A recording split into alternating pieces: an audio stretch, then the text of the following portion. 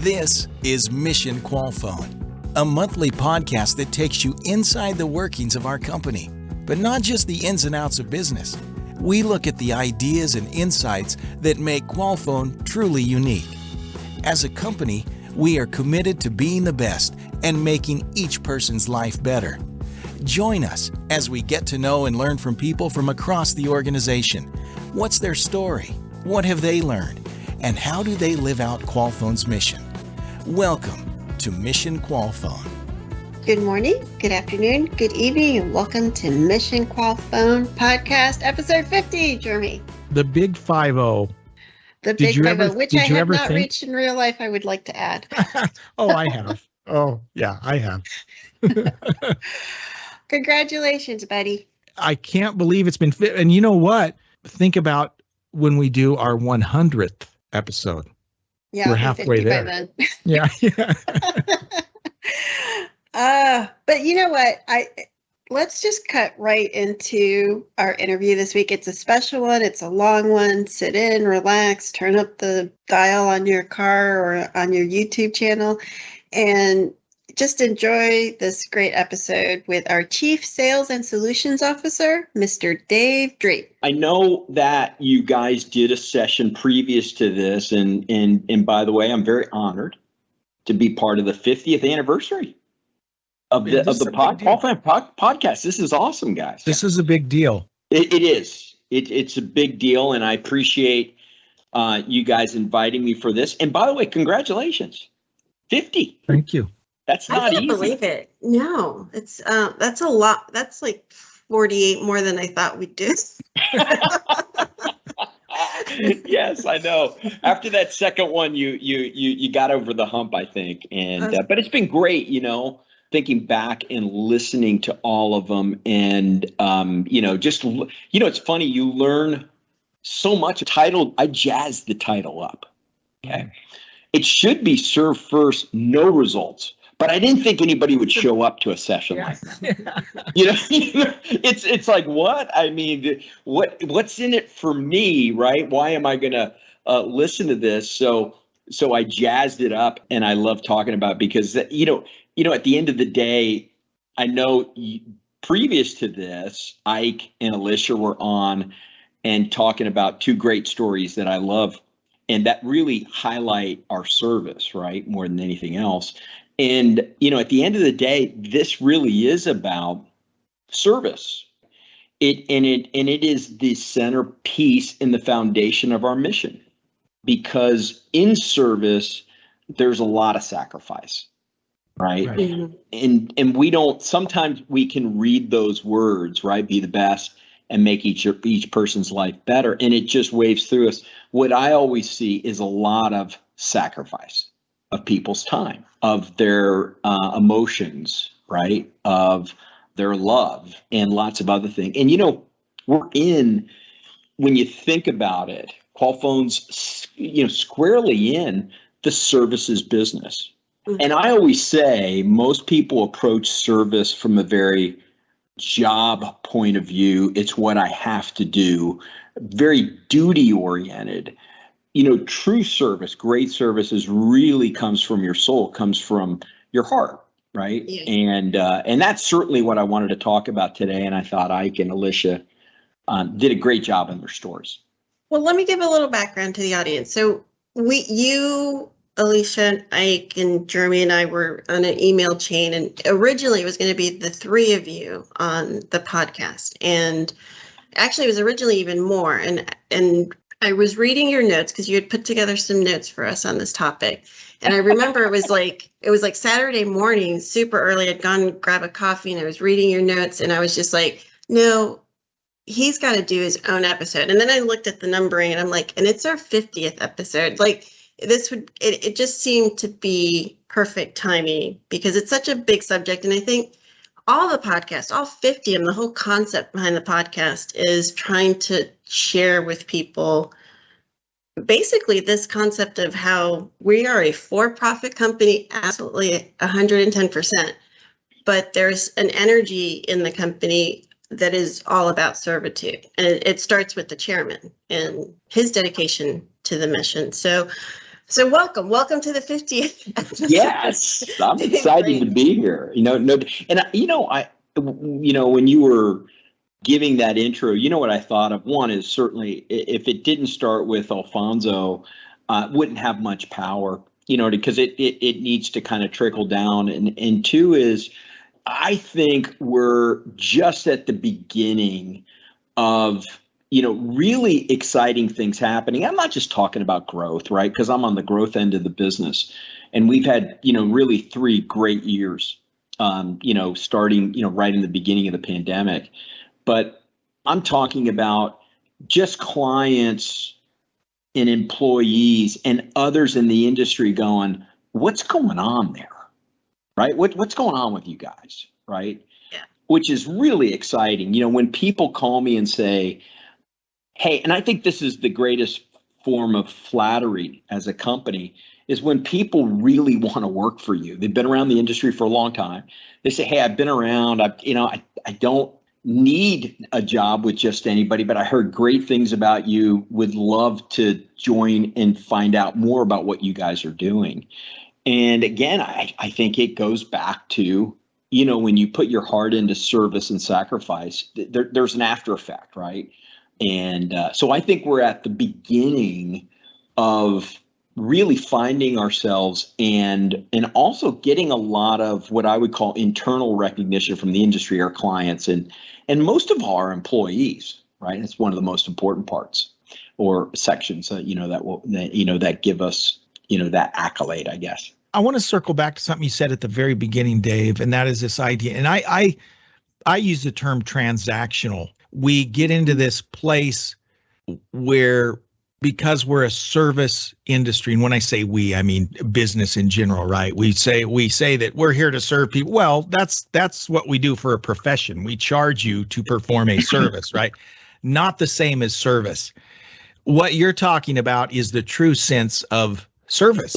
When we actually want to serve people without expecting anything in return for it, right? It's true service. So my question is, because businesses, we're all used to this idea of service being a transaction, what do our clients or potential clients think when they realize that, whether it's our programs going on in Cuatro Ciénegas or whatever, what do they think when they actually realize this is an actual service? This is something this company is doing to serve. What's that been like as you've heard from other clients or potential clients? Yeah, it's a great question, Jeremy. First, I think, when you talk about service in a business setting or in other settings today, I think there's a very cynical nature, that starts in that discussion. And I get that. I really do. And I think that's because of, the last couple of decades. And I think and when I say cynical nature, I believe people are used to, yes, you will serve, but you will serve because there must be a quid pro quo here, right? Mm-hmm. And I think that starts with our elected leaders in government. I think, there's a very cynical nature to government, more cynical now, I think, than there was 20 years ago. And that is, we elect people, if we think about it, to serve. But what we see is they're not serving the interest as a whole, but generally serving their close-knit, very insular, group. And so they're serving themselves more than serving the people who elected them. And I think, when you think of all parts of government right now, which are at incredibly low favorability, rates when they're surveyed, there's 2 that always stick out that never really go below the 70%, favorability mark. And that's the military and that's the Peace Corps. And that's because there's a true sense of selfless service within those agencies, right? And what they do. They serve with many times very little results, as the title would say. or very little payback. They're not paid a lot of money for what they do. And in both those institutions, you could lose your life. Yeah. Right. That's serious business. And I think that's why, on planes and we salute, we honor the people who've served. We have this great tradition of honoring people that truly, truly serve. And so you see the dichotomy between a politician and then somebody who serves in the military. So I think there's a very cynical nature to what we do. And most people think, well, you can have a program to serve people, but if it doesn't get some kind of intended results, most people feel like those services then will be ended. And that's why I think we're in this kind of this place. Now, Jeremy, I didn't answer your question at all. Well, no, I think you did. I think you kind of did. I was just curious about everything you said, I think is true. And I think we in the business world throw around this idea of service when what we're really mean is we want to sell you a service. And this is different. So, I'm sure people hear all the time about how, and I don't mean to disparage other companies. Lots of companies do great, wonderful things, but we have several things in place, to your point, Dave, that we're committed for the long haul. It's not that we're going to give up on this next year if we don't see a certain result. Quattro Ciénegas is the perfect example, right? And I just think that to other companies, that's probably A, pretty surprising, B, probably pretty refreshing as well. And so that's what I was just trying to dig out. Yeah, but yeah. I think your response really set the stage for why that is, right? Well, and today, Jeremy, what we've come out of the pandemic from a business enterprise is the era of social responsibility. It's at the height like I've never seen it before. It's prominent on everybody's website. Everybody wants to work on their 3 eras of social responsibility. And I think that's fantastic. Again, I think most people, look at that with a healthy dose of skepticism, which is the right way to do it. And, when I tell people about our mission to be the best and to make each person's life better, and I say, listen, it's about service and sacrifice. And we do it not because it lowers attrition. It could.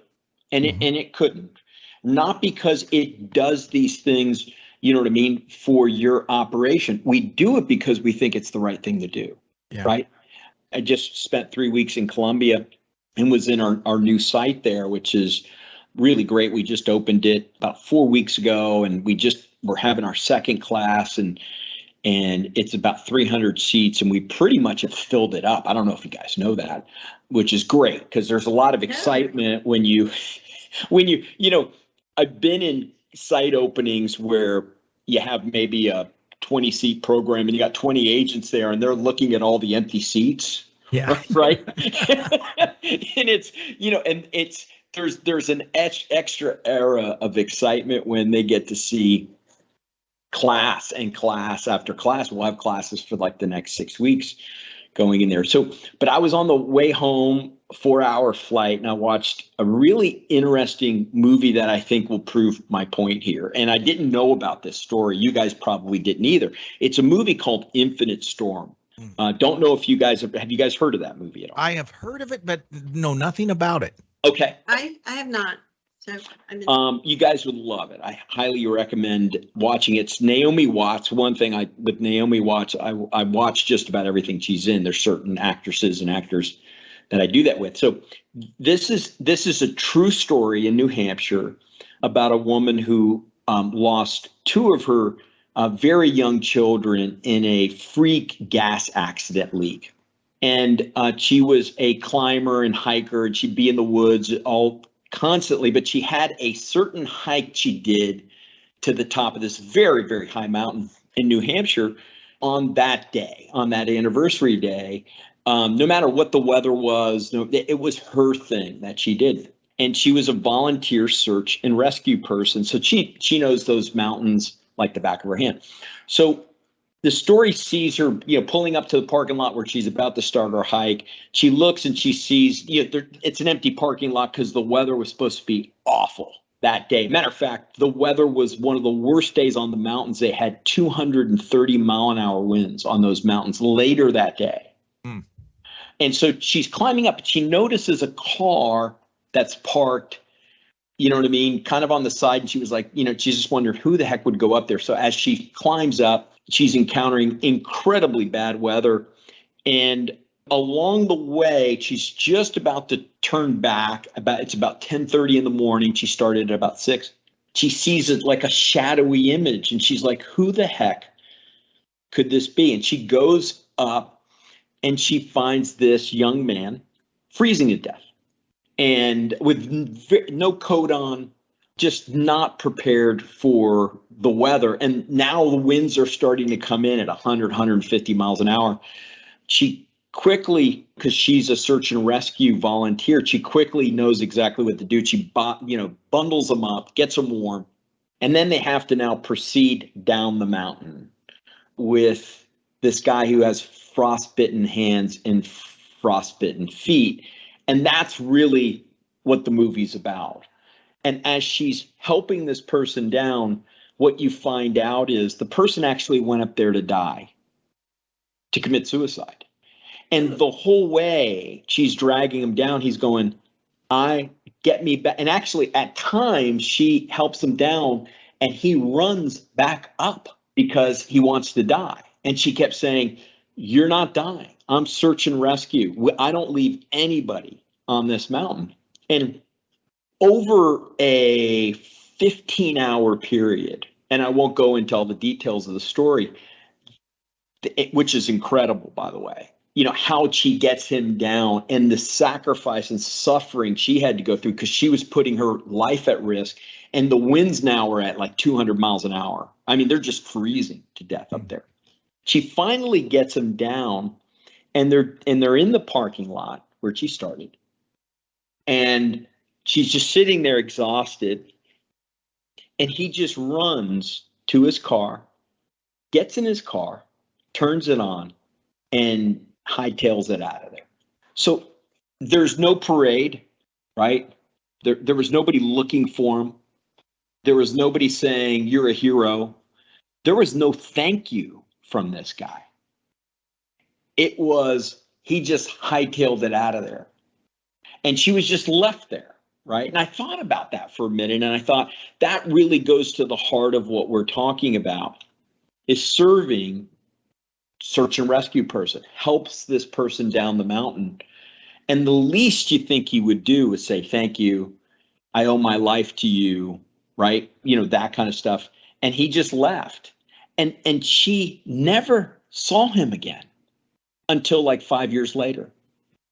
He reached out to her, and nobody really knew of this story because, she didn't go out in the papers and say, I saved this guy. Matter of fact, most people thought she was kind of crazy telling about the story because there was no evidence of anything. Right. And so how would you feel if you went through a life-changing near-death experience to help somebody, and then you never see him again, and he peels out, he doesn't even say thank you? Yeah. Right? I think that goes to the heart of what we're talking about. Yeah, I agree. I think, Dave, and I've always said it this way, the difference between good and great, and I'm talking about people here, right? The difference between good and great is great people are the ones that you hear about, right? But the reality is there are wonderful acts of service that go on all the time that we never hear about. Mm-hmm. Yeah. And my point that I'm always trying to make is, what? We need more good people, right? Being great is great, but being good is better because it's not about the recognition. It's about, these quiet acts of service that maybe never are observed by anyone else. And yet they're still done because they're the right thing to do. I got to go see that movie now. Yeah. Yeah. It's inspiring, but it gives you there's an emptiness. You know what I mean? Now, I won't tell you the end of the movie because I'm not going to spoil it for you. Right. But I do think, this, I think you're right on this, and that's why I love talking about the subject. Serve first, results later. At the end of the day, they might not ever come. They might come immediately. They might come soon thereafterwards. They might come when you least expect it, but the results might not come at all. And so it gets to the heart of your mindset on service. If you're serving, because I've spent a lot of my life serving to get results. I bought into a theory of do the right thing, it'll come back to you in spades, right? Well, what if it doesn't? Will you keep doing good things? And so when you're tested, when you're at that challenge point, I think you have a choice to make. You'll either stop serving. I think a lot of people do that in their lives, or don't take up the mantle of service. Or you come out of it and you say, I serve, you know what I mean? Because, right? Mm-hmm. It is much better to give than receive. And you might not ever receive. Right. And then you start down this path of a life of service. And I think you start gaining, a lot of momentum in life, right? When you start, what I mean is, when you find one opportunity to serve, all of a sudden there's 10, all of a sudden there's 100, all of a sudden there's 1,000. These points of service are all around us. I tell people all the time, especially when I travel with some of my guys, I go look around. There's going to be opportunities to serve somebody here. Maybe it's the stewardess on an airplane. Maybe it's somebody in one of our sites. Maybe it's an agent that you're listening to their calls and just asking simple questions. Hey, how's it going? What's going on? Or taking them to lunch or dinner. There's great opportunities to serve all around us. So Dave, listening to you, I just have the questions like, how do you transmute that into the sales environment? Like, how do you take your leadership team, your sales team, which is historically, as we've mentioned, all about results and sales, to that, servitude mindset? Like, how do you do that? Yeah, I think I've grappled with, this for the last probably 4 or 5 years, and it's really why I came up with the topic in the first place, which is, I found a lot of service in my own personal life and then in parts of my professional life. But here's the little dirty secret. I've never taken that approach and said, I need to make this a sales approach. And I don't even like to use that word, sales approach. And here's what I mean by that. I think most salespeople, when they get, let's say you have a targeted account in a prospect that you've been trying to get into for the last 3 or 4 years, and finally you call and she or he says, I'll take a meeting with you, and you get a 30-minute meeting, and I see this happen all the time. It's not unexpected what happens here. It's fish on the line, baby. It's reel them in. Go do your thing, which is generally about 90% telling them what we do, why we're of value to them, and why they need us, right? And about 10% maybe of listening to them. And there have been a lot of these initial sales presentations, right? Or somebody comes to our site. What I've asked, and I'm on a lot of these calls with our salespeople a lot of times, what I've done is kind of turn that on its head. And I said, listen, I want you to forget. I don't want you to mention Qualfon a lot. I don't want you to try to sell them anything. I don't want you ever bringing a PowerPoint or even anything demonstrative wise. All I want you to know, all I want you to do is build a long-lasting relationship with that person. And if you're going to do that the right way, it's about how can we serve that person? How can we help them? And so I'll give you the two odds of that perspective. The first one is fish on the line. Let me reel them in. Marisol, let me tell you what I can do for you. I'm so glad we met. Here's what Qualfon is. I got this 40-page PowerPoint. Let's go through it. And then at the end of it, you say, what do you think? Right. And Yeah. I see buyers just going, oh man, please not another one of these, right? Exactly. They like tune out and, at the beginning of the pitch. Yeah. No doubt about it. And versus, hey, tell me, let's talk a little bit about your company, your role, how long you've been here, what are you experiencing? And somebody might tell me those things and I might say, hey, I don't think I'm the right company for you because of this, and this, but I know somebody that can really help. Or it might be, hey, I think you guys need to try this technology. Or a lot of times it's I meet somebody, I just get to know them, find out a lot about them.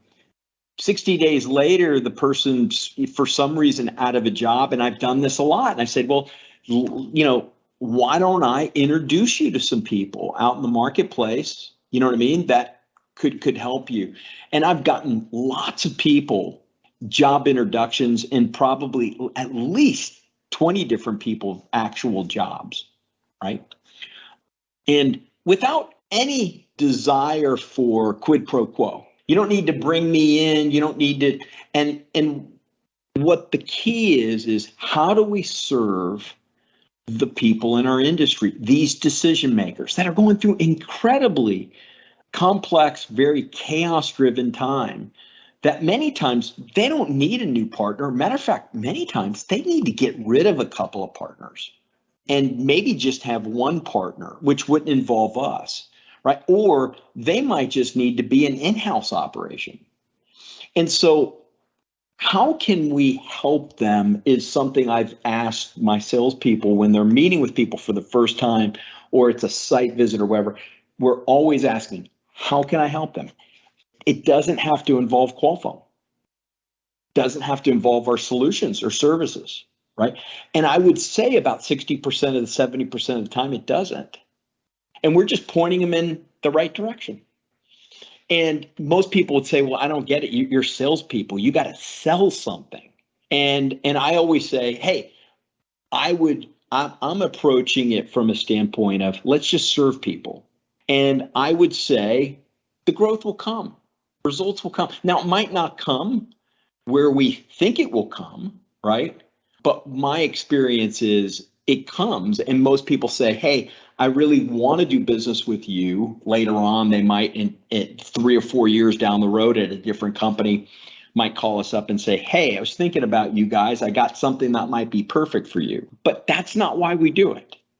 We do it because it's part of our mission. And part of our mission is to serve and to sacrifice for folks. So Dave, you kind of alluded to leadership, and I want you to just focus a bit on the leadership side of that.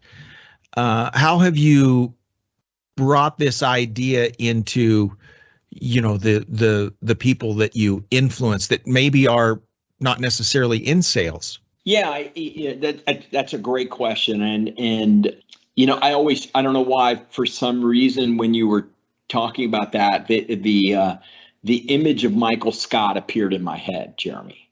Yeah. and it's a funny image because if you've ever watched the show The Office, I mean, the main character is Michael Scott, who leads an office, a regional office for a large paper company. And right.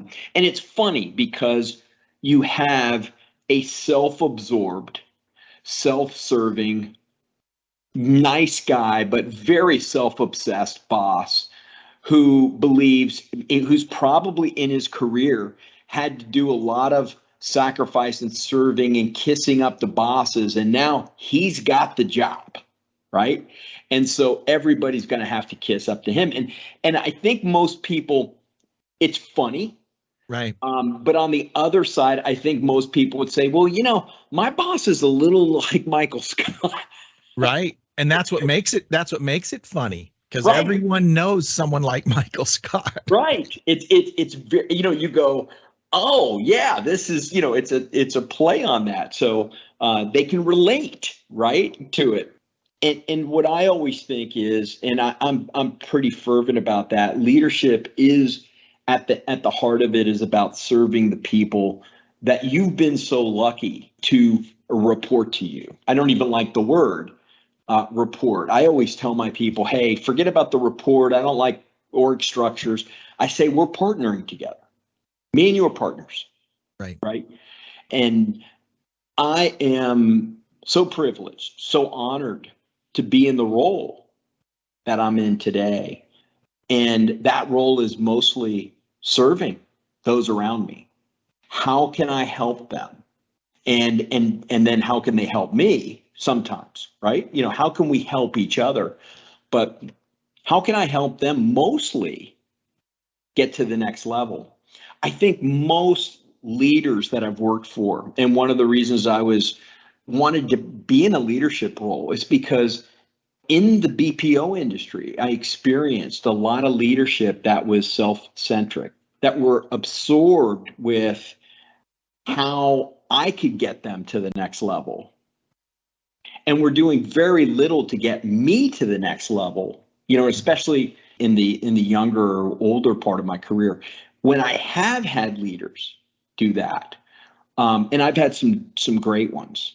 When I was at Client Logic, Cytel, I had Tom Harbison take me under his wing for 3 years, and it changed my life. And he did a lot of things he didn't have to do because he wanted to help me. He wanted to see me get to that next level. I really think that's really the heart of what leadership's about. And in that, without going into a lot of detail, is a lot of mentorship. Taking those around you under your wing and saying, hey, I've been there. You know what I mean? And here's where you might need to go.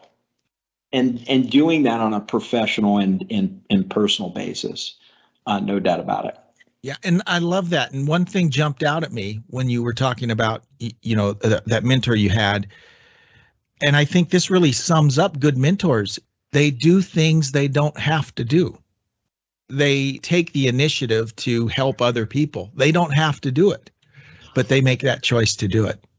Yeah, and I find, I don't know why, I find, there's an expectation in a professional setting, in a business setting, that you're assisting professionally. I think when you go to the personal level, because I'm a big guy into helping people personally and professionally. I think they're both very intertwined. I think you will hit a plateau if you're a great professional, but your personal life is in total disarray, right? And so I always spend, whenever I'm mentoring, about half my time talking about where they are in their personal life, where they are as a father, where they are as a mother, where they are in their family, right? Where they are, with friends around them, things like that. And I will say, maybe to talk a little bit on a personal level about serve first, results later. I was talking to Roberto. I'm in my second marriage. I met my wife, Diana, 4 years ago. And when I met her, I instantly fell in love. And then, she told me she had 3 kids. And I had never, at this point in my life, to be quite frank, was thinking about taking on a family of not only 3 kids, but 3 teenagers. But the journey began. The journey starts, right? And I've been married for 3 years, and I've been so privileged to be around my 3 kids. I don't call them stepkids. And I got some great advice from a lot of people when I went into it. The first one was Roberto. And, because I was like, how do you be a good stepdad? That was my big question. And I'm amazed at how few books there are, at how few groups there are. And when most people think of a stepdad, they think of mediocrity, somebody who's just there, really doesn't care about them, that much, but cares enough, you know what I mean? Or is just not very good at all. And I just wanted to be a great step parent with 3 teenagers. Now, I can tell that there's so much comedy in that, by the way. There's so many laughable moments. But I remember talking to Roberto, and Roberto gave me some very sound advice. And then I sought some other advice. He says, listen, you're not going to get a lot out of this. A matter of fact, you're going to have to sacrifice and give and give and give. And those kids, through their teenage years, are going to be taking more than they give. And you have to be ready for that. And I talked to some other folks and really came up with, and I talked to my wife and I said, listen, I think what I need, and then understanding the kids also, Nick and Steve and Valentina. And we've been through some incredible times. We've been through some really tough times. We've been through it all. And right. My whole approach was, and I got some really good advice when somebody said, hey, listen, don't discipline them. Let Diana do that. Why don't you just do this? Just encourage them. Just laugh with them. Just encourage them in everything they do and build them up. Why don't you just take that as your role, versus trying to be this whole father thing, right? Which is discipline, building them up, being there, doing their homework, helping them with their homework, doing all this stuff. Why don't you just try this role? And I say that for all the stepfathers out there. And I've thought about writing a book and starting groups and support groups and stuff like that, because it's a very hard role if you take it seriously and you're really trying to do it right. And I don't use stepfather as I never talk about it. I am their stepfather. I've always told them, listen, you're my son or you're my daughter. That's how I'm going to treat you, right? There's no step in it. It's what support do you need? What financial support do you need? What emotional support do you need? What physical support do you need? Physical support, I mean driving back and forth. Yeah. Well, I mean, just transportation. Just in case. No, I like listening to that. I'm just thinking about how that was great advice that Roberto gave you, I think, because it's the one about you're going to be given more than getting in the teenage years. Well, and Roberto, totally I think Roberto has how many adopted kids? I think 6. 6. I think, right? No, I think it was fabulous advice, but I think it's just another example of how this is unique for me in the BPO space. This idea of mentorship in discussing your families or what's going on in your life, or treating me as a holistic employee, like what is going on? Because before it always felt very much like, shut up, do your job and get paid. And I know I made a lot of people rich over the years doing that, but this, my experience now is, Jeremy knows. I mean, Jeremy heard some of my stories of things that happen in life. Every single one of us, life is not an easy road for anyone necessarily. It's that things happen, different circumstances occur, and it's just a really nice place. I understand what you said in the beginning when you said people want to work for you. I think the podcast is used in a recruiting way, because people do want to come work for us because they hear these stories about how we are very much supported and we're very much treated as a whole being, as a whole person, that have lives and children and family, and we're given advice and guidance, and our hands are held during moments that we need help. For sure. Yeah, and I think about the interview when you were saying that. I think about the interview process when I interview candidates, and I always tell BD candidates, a lot of BPO BD candidates or new hunters come to me and say, I was over at this company, I was over at that company. It's pretty much, hey, you got 90 days to 180 days to sell something or you're out. And the first thing I say to that is one of the things that you'll never experience here. When we hire you, we believe in you on day one or on day 181 when you haven't sold anything, or day 367 when you haven't sold anything, right? Or day 520 when you haven't sold anything. We believed in you. And whether you have immediate success or later success or middle success, right? We're in this process together. And we're going to believe in you and get you over what I always call with people who come in new in sales, there's a hump that they go over, several humps they have to go over. But I say, listen, we're going to believe in you, whatever. Now, if you give up, there will be some tension there. But if you're putting in the effort and I'm putting in the effort, we'll find that's not going to happen anyways. We're going to find success. Now, we might not find success on day 181. And that's okay, right? We hired you for a reason. We believed in you. We believed you could do the job. And you got to keep believing in people. And I think that's a great part of service too, is this great belief in people when they sometimes will lose the belief in themselves. And I see this a lot with my team members, right? At different times, they'll go through incredible highs of belief when they've sold 2 or 3 deals. And then all of a sudden, a year later, they haven't sold anything. And you calling them up and say, hey, man, I'm with you. You are right on the edge. You are right on the edge of success. And that belief is a great way to serve people.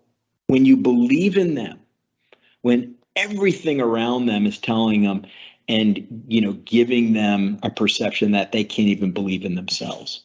Powerful. Well, Dave, thank you so much for all that you do and for all that your team does and taking on this concept of servitude so strongly. It's great content for the podcast, and I know it to be true for our company. So I'm very grateful that you came on and joined us for our 50th. I can't believe it's our 50th episode. Yes. 50. I feel so honored and hey, listen, this was a great topic, and thank you guys so much for what you guys do. I think the podcast is such a big hit and an inspiration to folks, and it has been certainly in my life. So appreciate you guys and everything you do. Thank you. Well, that was a great episode. Our next episode, I talked about synchronicities. Right.